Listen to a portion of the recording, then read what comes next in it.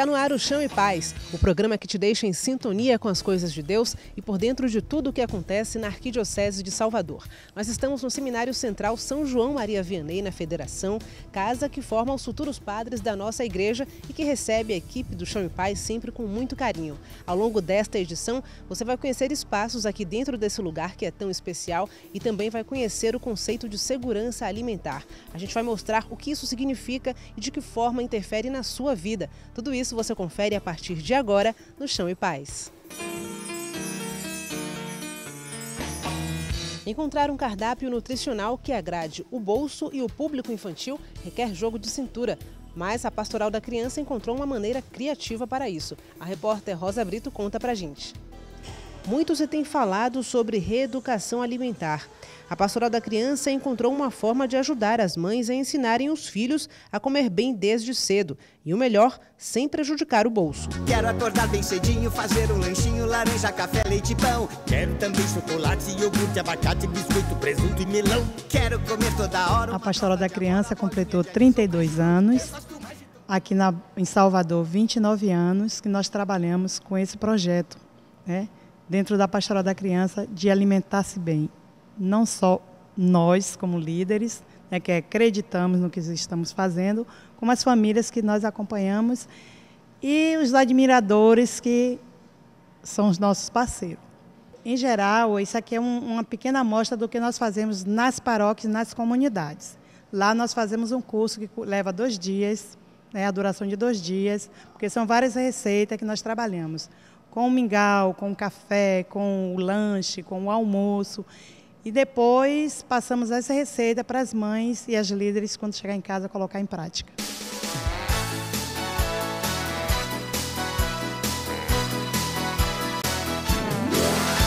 A Pastoral da Criança hoje está aqui para divulgar uma das ações que ela trabalha, que é a alimentação enriquecida. Ensinar as mães como alimentar seus filhos bem e os adultos também. Hoje nós vamos fazer um patê de soja, patê de cenoura e um suco de abacaxi com couve e o suco de melancia. Para que cada um entenda e adquira bons hábitos alimentares, é necessário que participe realmente do processo. A pessoa deve querer conhecer os alimentos e sua importância, para entender por que eles devem ser recomendados. A equipe da Pastoral da Criança mostrou passo a passo da preparação de alguns alimentos que, pelo nome, parecem não agradar, mas depois de prontos, ficam uma delícia. Para se fazer o patê tem que ficar nesse ponto aqui. Fermentar ela, tirar a pele, para depois bater o feijão e fazer o patê, para fazer a salada também. Para fazer o patê de soja, você coloca o seu sabor, o sabor que você queira. Pode ser coentro, pode ser salsa, pode ser atum, pode ser a sardinha e o azeite, que é o azeite que vai dar o sabor. Agora a gente já pode comer essa? Já pode comer, já está pronto para usar na torrada, no biscoito e degustar, né?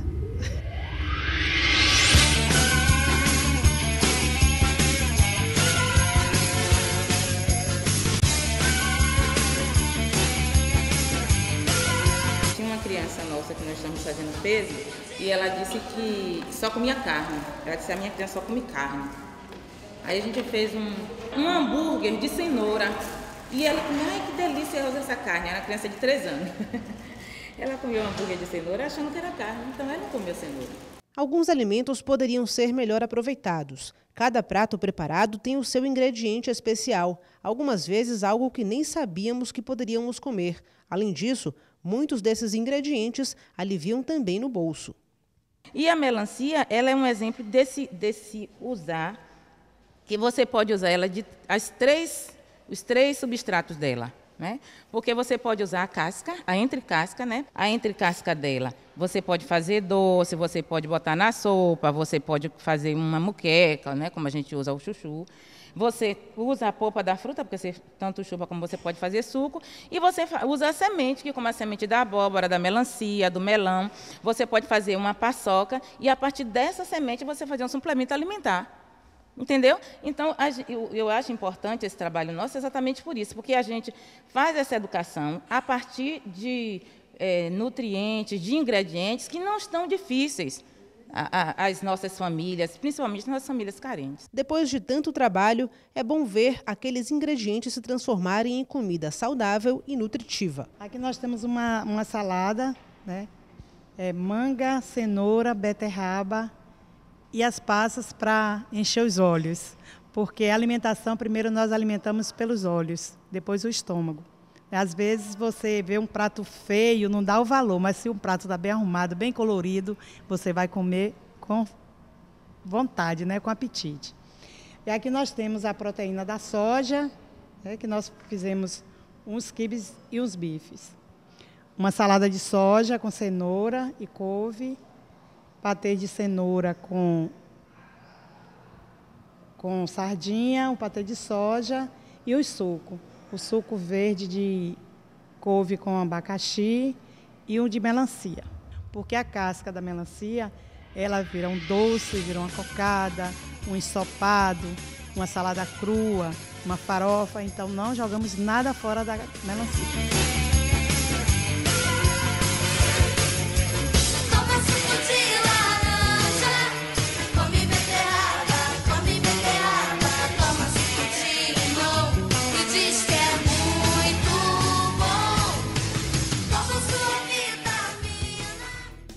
Nos últimos anos, a segurança alimentar passou a fazer parte das políticas públicas do Brasil, mas ainda há muito que avançar. Na área rural, os desafios são imensos. Veja por quê. O Brasil é um dos principais produtores de alimentos do mundo, mas uma grande parcela da população ainda sofre com a escassez de alimentos, passando fome. Ainda tem a questão da obesidade, que é um dos grandes problemas da contemporaneidade. É sobre este assunto que eu vou conversar com o integrante do Conselho Estadual de Segurança Alimentar e Nutricional da Bahia e também do Conselho Nacional, o Carlos Eduardo Oliveira. Muito prazer em recebê-lo aqui no Chão e Paz. Prazer é todo nosso. Eu queria começar explicando aqui para os nossos telespectadores o conceito de segurança alimentar. Nós temos vários conceitos no sentido de que no Brasil esse tema ele se tornou política pública nos últimos 12 anos, né? E o mais importante é que a segurança alimentar no Brasil hoje passou a ser um direito humano reconhecido na Constituição brasileira. A Constituição de 88 não reconhecia o direito à alimentação como um direito, né? E a garantia, né, o conceito se torna apropriado quando nós garantimos alimentos de qualidade, em quantidade suficiente para a população, né, com regularidade e que sejam alimentos saudáveis, né, principalmente saudáveis. E na área rural, esse conceito de segurança alimentar passa por condições adequadas de produção, o que envolve qualidade de água, tecnologia também, enfim. Quais são os grandes desafios nessa área para garantir essas condições? Olha, primeiro é importante mostrar que no Brasil nós temos dois modelos de desenvolvimento para a agricultura brasileira. A gente tem o modelo do agronegócio e o modelo da agricultura familiar, né? Hoje no Brasil a agricultura familiar detém 70% da produção de alimentos para a população brasileira. O modelo do agronegócio, que tem um peso enorme na economia nacional, mas é um modelo das commodities, né? Que são aquelas... são produtos que vão ser mais exportados, né? Que visam muito mais a exportação do que a produção de alimentos. E por falar nisso, sabendo que inclusive 70% dos alimentos que consumimos vem da agricultura familiar e que a Bahia tem um maior número, né, de agricultores familiares, como você colocou agora há pouco, eu queria saber como é que estão as políticas públicas voltadas para essa parcela dos produtores rurais. Então, acho que esse é um avanço grande nos últimos anos. Essa agricultura familiar é uma agricultura que, historicamente no Brasil, foi uma agricultura de resistência, né? Esses agricultores pouco tiveram subsídios do Estado para se desenvolver, para reproduzir suas famílias e para melhorar as condições alimentares do Brasil. Foi uma agricultura de resistência por muitos anos, mas paulatinamente, né, nos últimos 12 anos principalmente, essa agricultura vem tendo uma série de subsídios, né? O avanço principal aqui na Bahia é o aprimoramento da assistência técnica e extensão rural, ampliou-se a capacidade dessa assistência técnica ser realizada, no sentido do agricultor ter um acompanhamento técnico, cada vez aumenta mais essa possibilidade, né? Ainda temos muitos desafios nessa área, né? porque nós queremos uma assistência técnica que seja de forma agroecológica. O que é ser uma assistência técnica agroecológica? É que a gente interaja o conhecimento do técnico com o conhecimento do agricultor para produzir um novo conhecimento que seja apropriado e integrado com o convívio com a natureza, que seja um alimento limpo, que seja um alimento sem agrotóxico, né? E que chegue à mesa dos baianos e das baianas alimentos realmente de qualidade. Então, um ponto forte e um desafio tem sido já vencido, que é o da assistência técnica e extensão rural. O convívio com o semiárido é um desafio histórico que a população brasileira enfrenta no Nordeste. Essa é uma das chaves para melhorar as condições para a produção de alimentos no país. Nós estamos conversando aqui hoje com o integrante do Conselho Estadual de Segurança Alimentar e Nutricional do Estado da Bahia, Carlos Eduardo Oliveira, com relação ao convívio com a seca. Eu queria saber como é que essa construção está sendo feita, pensando do ponto de vista da agricultura familiar, que é mais fragilizada em relação, por exemplo, ao agronegócio, né, que normalmente possui tecnologias mais avançadas. Isso.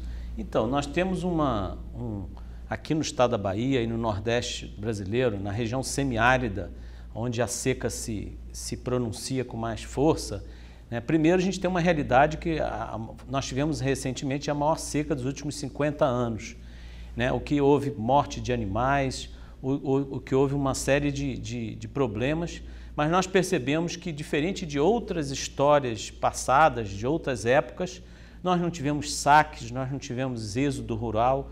Por quê? Porque nós temos hoje uma série de iniciativas de convivência com o semiárido, principalmente através da articulação semiárido brasileiro, que é uma iniciativa da sociedade civil organizada, e essa sociedade civil organizada conseguiu pautar o Estado brasileiro, como os estados também, os governos do Estado, para programas de convivência com a seca, principalmente da convivência com o semiárido, no sentido de construção de cisternas, de tecnologias de captação de água, e isso gerou um impacto bem menor em termos negativos, nesse período crítico de seca, do que períodos anteriores.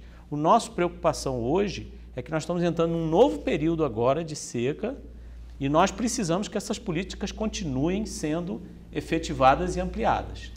E a seca é um problema, na verdade é uma condição natural que a gente enfrenta, que a gente convive já há muito tempo. Só que, como você falou, a gente já melhorou muito, só que ainda não está no ideal, né? Volta e meia acontecem queimadas, justamente por conta também dessas condições climáticas e às vezes também por conta da ação humana. Mas e a gente percebe também, por outro lado, que existe um esforço coletivo, não só do governo, dos poderes públicos, mas também de organizações não governamentais.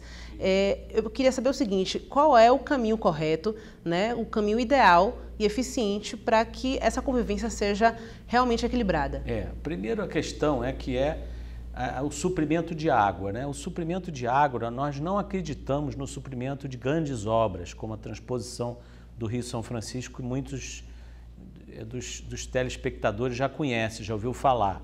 Nós acreditamos na gestão descentralizada da água. O que é isso? É a gente investir em pequenas iniciativas de ordem familiar, comunitária, de abastecimento de água. As famosas cisternas de placa, que são as cisternas construídas pela ASA, através de mutirões, elas garantem um suprimento, uma cisterna garante o suprimento de uma família por um bom período, E a ASA vem adotando uma estratégia de 2 cisternas por família, uma para consumo humano e outra para produção de alimentos. E nós já temos um número enorme, quase atingindo já 1 milhão de cisternas no Nordeste brasileiro, já perto disso, mas nós precisamos continuar investindo na segunda água, na captação da segunda água, porque essa segunda água garante segurança alimentar. Então esse é um elemento fundamental, é que a nossa preocupação no momento de crise que nós estamos, de ajuste fiscal, que as políticas sociais do governo, dos governos federal e estadual, elas não parem agora, mas que elas continuem, porque elas dão condição à população brasileira ter melhores condições até de passar esse momento de crise que o Brasil está passando. E para além dessa construção de cisternas, o que envolve a captação de água para as famílias no meio rural, a construção, por exemplo, de lagos artificiais que possam interferir, inclusive, no microclima, digamos, da região. Iniciativa, inclusive, que já existe, né, no Oriente Médio, já existem ações dessa natureza. Eu queria saber se isso é algo possível aqui também. O que a gente preconiza é que a convivência com o semiárido é conviver com o bioma, com o ambiente que você vive ali, e a partir das condições daquele ambiente você tirar o melhor proveito, né, mas sem agredir a natureza, né? O semiárido é uma região da caatinga, né? A vegetação é a caatinga, que é uma vegetação extremamente rica, né? Tem potencial apícola, tem potencial para caprinocultura, né? Se bem manejada, né? Você bem cuidada, você pode atender a criação animal, né? A apicultura, como eu já falei, né? Nós temos investido muito também na valorização e no armazenamento de sementes, que a gente chama de sementes crioulas, que são sementes desenvolvidas naquele ambiente, com aquelas condições de adversidade, de escassez de chuva, e que a semente ela vai também se adaptando àquele meio. Então nós temos uma série de alternativas para que a gente possa produzir de forma eficiente e transformar o semiárido num semiárido produtivo, né? Com pequenas tecnologias sociais, muito mais do que com grandes obras, com grandes lagos artificiais, né? Certamente os lagos, quando são feitos, eles se preocupam muito mais com a questão energética, né? Como é o lago aqui de Sobradinho, do que com a questão alimentar, né? Mas nós estamos convencidos que nós temos alternativas, pequenas alternativas, que somadas elas podem dar a essa região uma sustentabilidade, uma convivência, mesmo na diversidade de chuvas, como a gente sabe que existe nessa região semiárida. O caminho dos alimentos da zona rural até os centros de abastecimento é um aspecto fundamental da segurança alimentar. Essa discussão você confere agora na última parte da entrevista. Nós estamos conversando hoje com um integrante do Conselho Estadual de Segurança Alimentar e Nutricional da Bahia, Carlos Eduardo Oliveira, e a gente falou muito até agora sobre essa questão da agricultura familiar, e aí de repente alguém pode estar pensando, o que isso tem a ver com a minha vida aqui na área urbana? Mas tem muito a ver, né? Só que a gente sabe que a maior parte dos alimentos que a gente consome vem justamente da agricultura familiar. Então, as condições de produção do campo interferem realmente no nosso dia a dia. E aí pensando, por exemplo, do ponto de vista da qualidade dos alimentos, né? Essa questão dos agrotóxicos, o que interfere na qualidade de vida das pessoas. Como é que está esse controle? Nós temos um desafio que é o abastecimento, né? O Estado brasileiro ele precisa ser regulador desse abastecimento. Porque quando o alimento entra no mercado, ele entra numa disputa do supermercado, do grande supermercado, com a mercearia lá do bairro. Então, o Estado brasileiro precisa ser regulador dessa relação. Então, isso é um primeiro ponto importante, né? E o segundo ponto é que o alimento, para ser um alimento de qualidade, ele precisa ser produzido também de forma que tenha um sistema de produção de qualidade.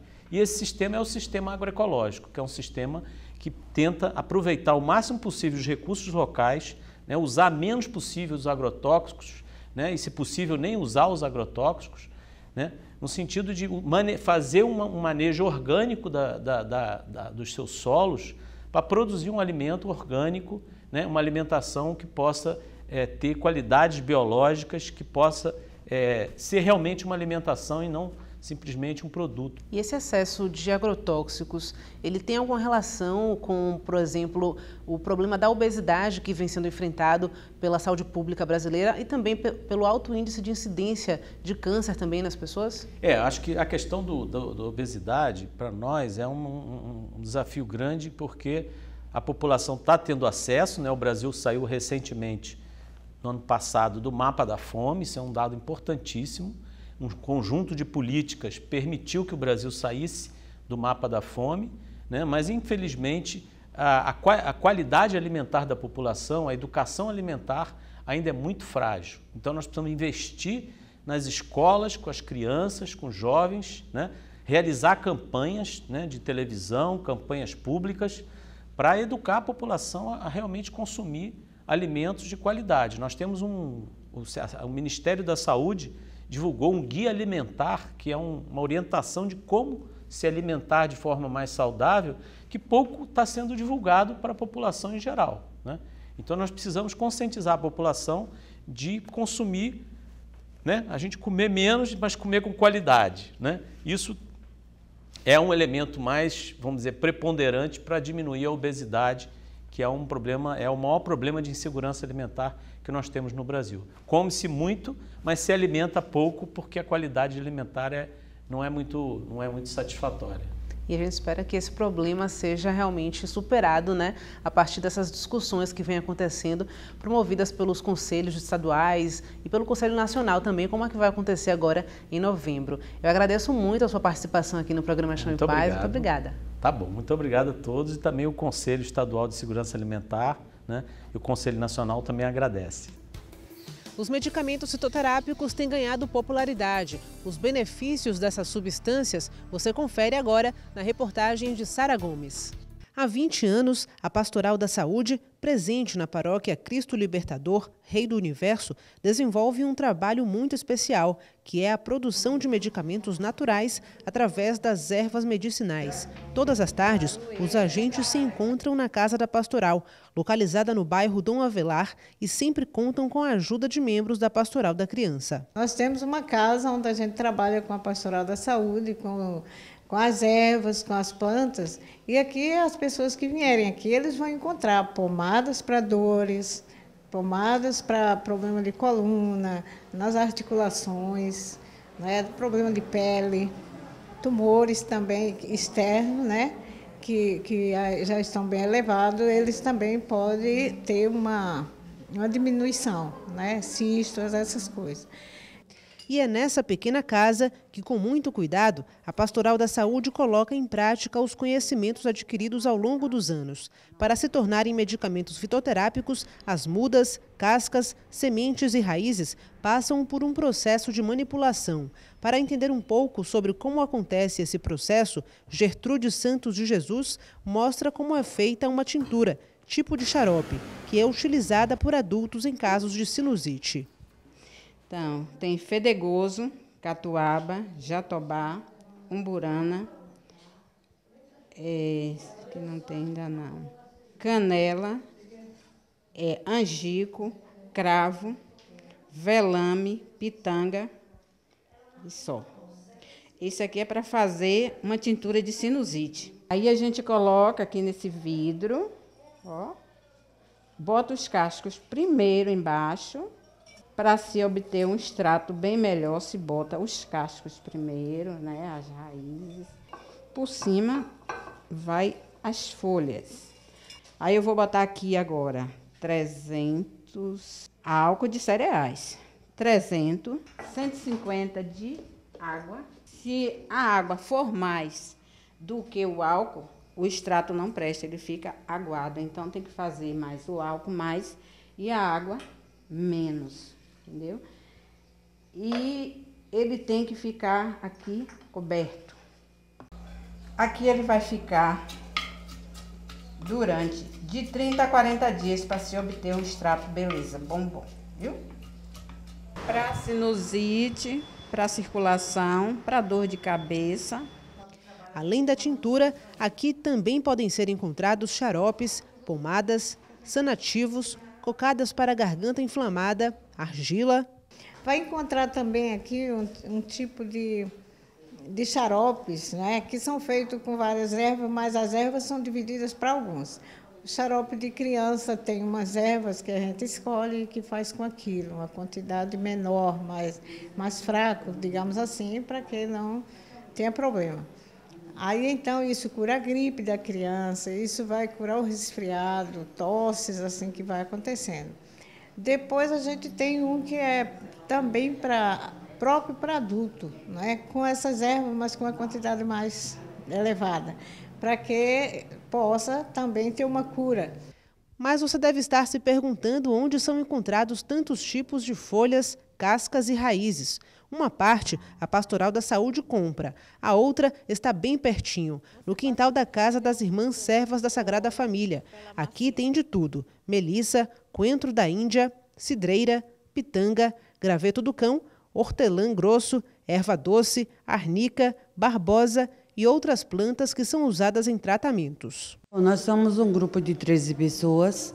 onde cada pessoa tem um dia definido de vir dar sua doação, que todos nós trabalhamos como doação, nós somos voluntárias, né? Trabalhamos para a comunidade. Então, todos os dias todas as tardes, a partir de 2h30, tem 2 pessoas, a gente da Pastoral da Saúde aqui, disponível para receber as pessoas que chegam precisando de algum produto que nós temos. Ou até mesmo as pessoas chegam para uma conversa, uma informação sobre saúde, né? Sempre a gente está sempre disponível para conversar. A gente sabe, assim, de verdade, as pessoas aqui do bairro que conhecem mais, que vêm pegar esse medicamento aqui, essas tinturas, esses xaropes, eles curam as pessoas de doenças que, às vezes, pessoas dizem que não tem mais cura, mas eles curam. No caso, uma pneumonia, a criança pode até não dar mais, mas vem aqui e pega e ele fica curado. Se a mãe dá a dosagem certinha, como a gente manda, fica curado, né?